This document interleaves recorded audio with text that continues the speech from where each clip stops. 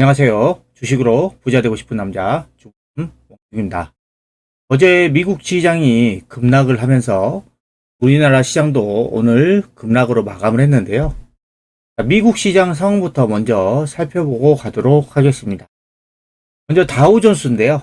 다우존스가 어제 1.66% 급락을 하면서 장대 음봉이 나왔고요. 그 다음에 그동안 여기 이 120일 이동평균선을 깨지 않았는데 깨고 내려가 버렸습니다.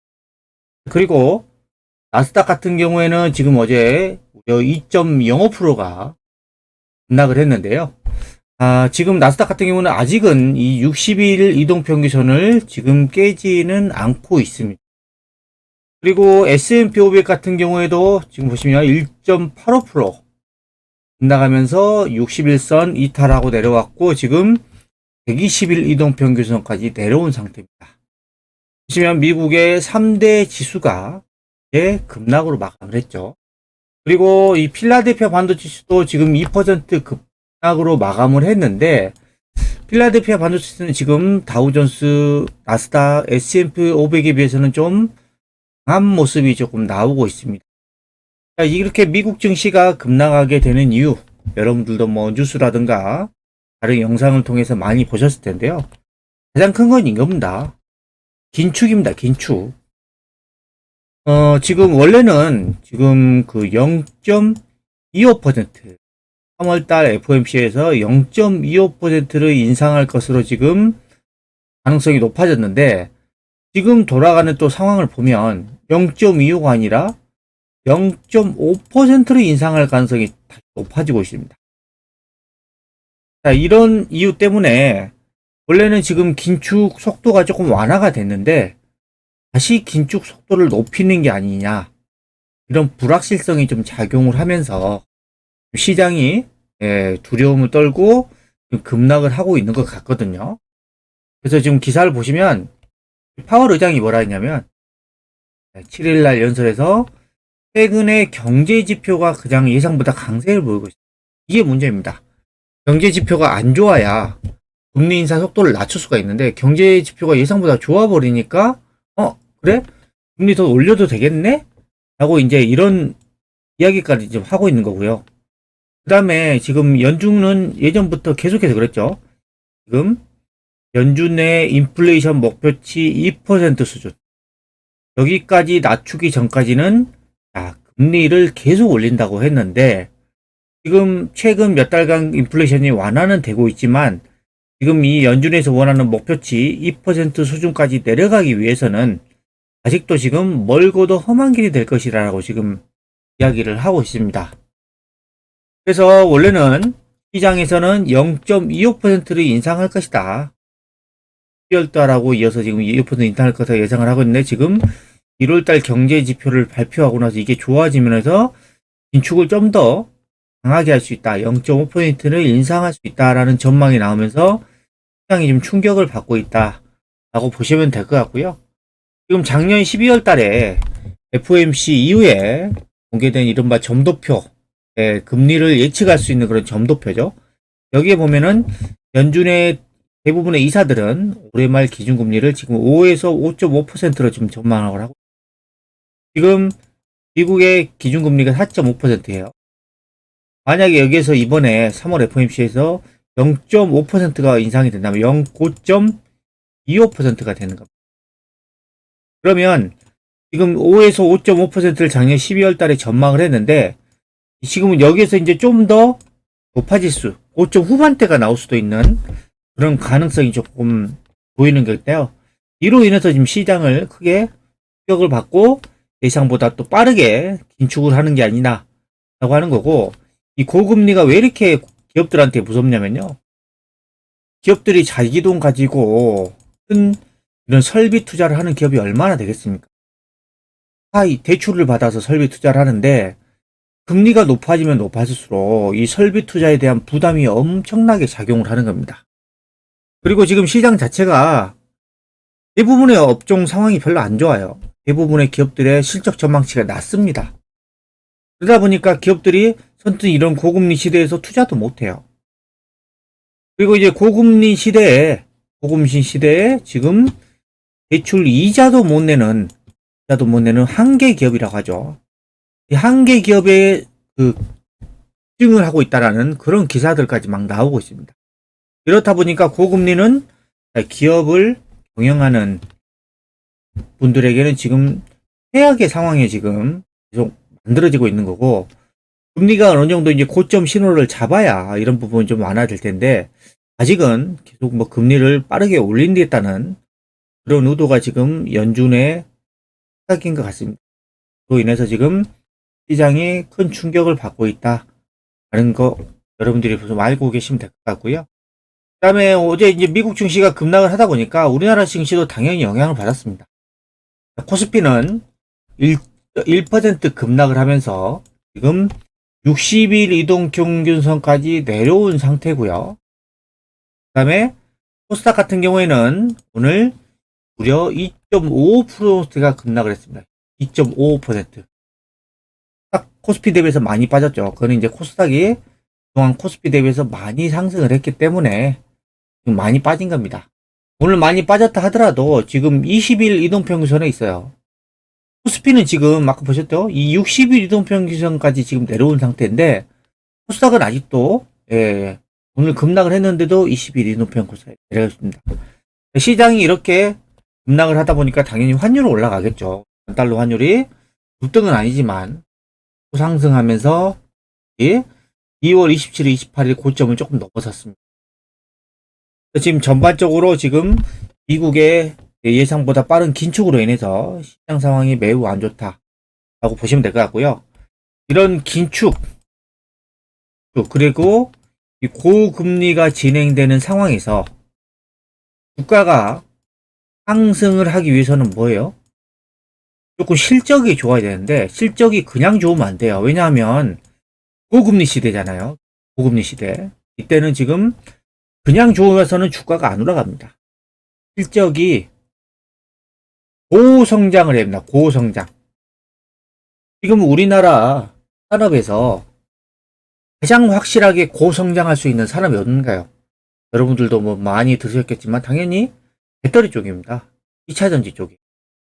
그래서 최근에 주가가 엄청나게 강하게 올라갔던 겁니다. 자, 이 차트를 한번 보시면요. 자, 지금 삼성전자입니다.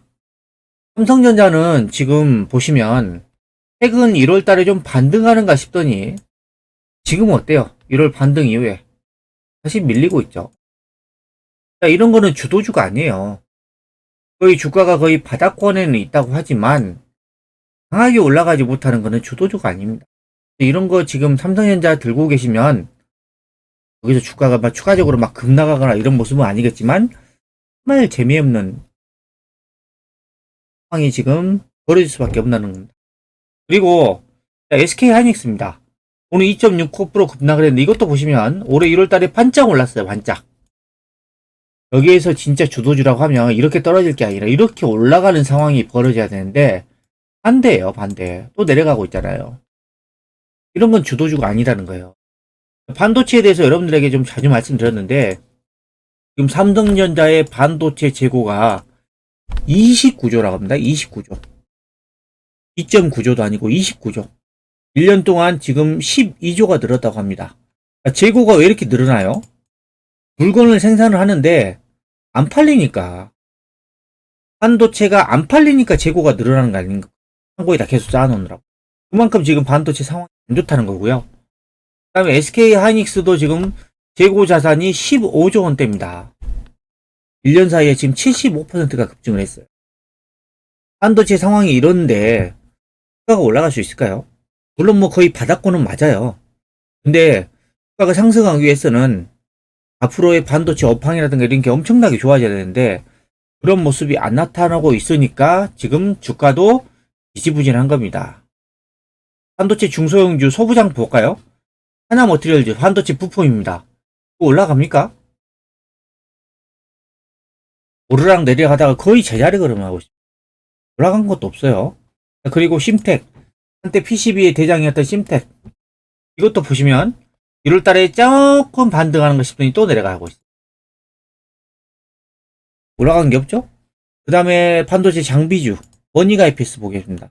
이거는 좀 그나마 양호하긴 하는데, 지금 작년 9월달 대비해서 올라간 게 한 38%. 그 지수보다는 좀 올라갔다고 하지만, 여전히 강한 모습이 아니에요.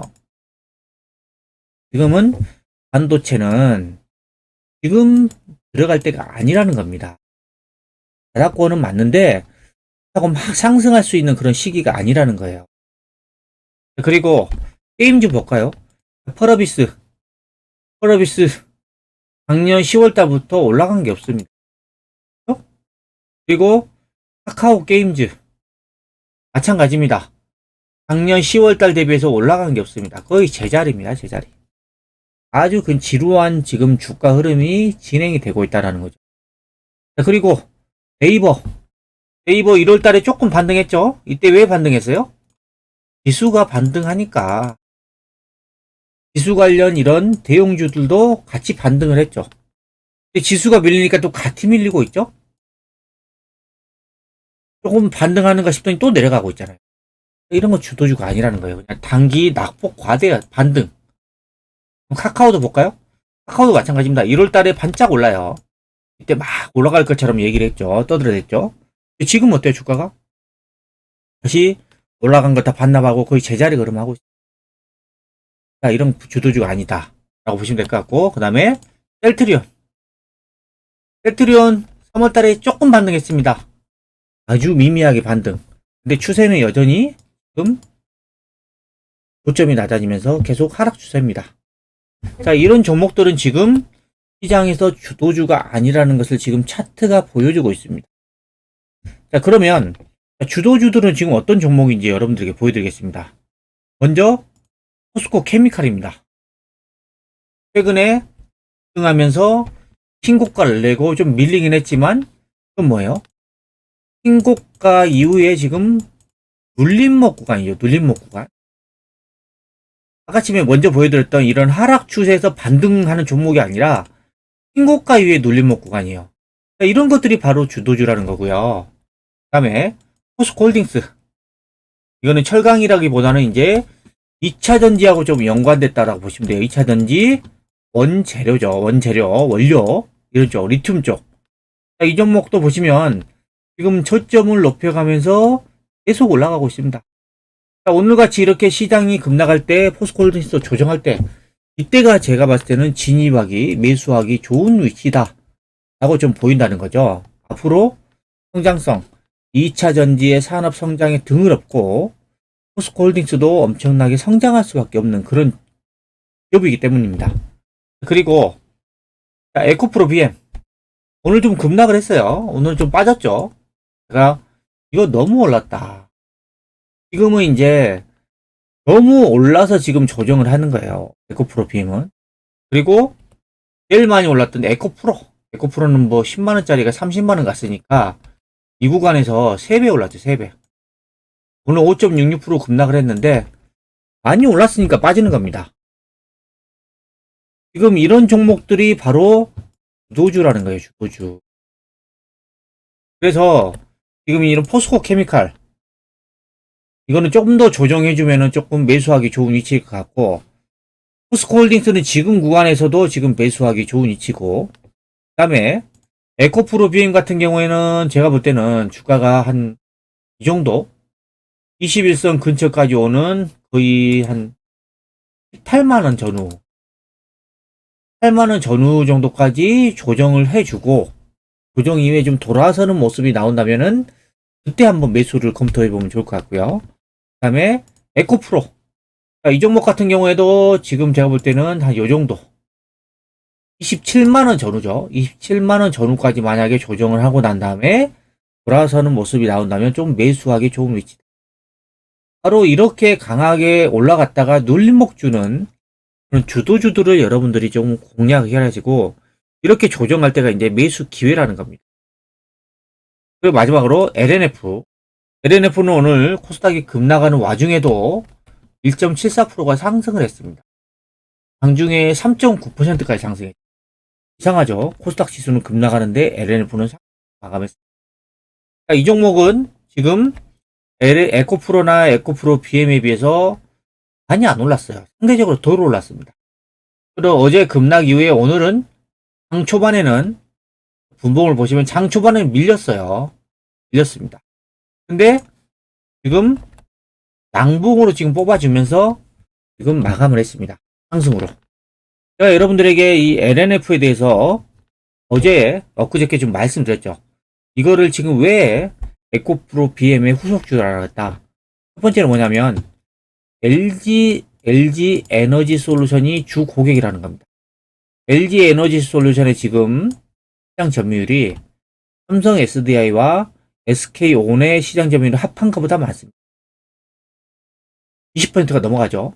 그 20%가 넘어가는 이 LG 에너지 솔루션의 LNF가 양극재를 지금 품을 하고 있다는 거고, 그 다음에 LNF는 이 LG 에너지 솔루션 이외에